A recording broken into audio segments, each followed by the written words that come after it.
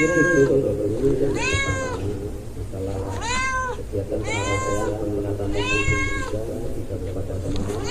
bersama Bapak Bupati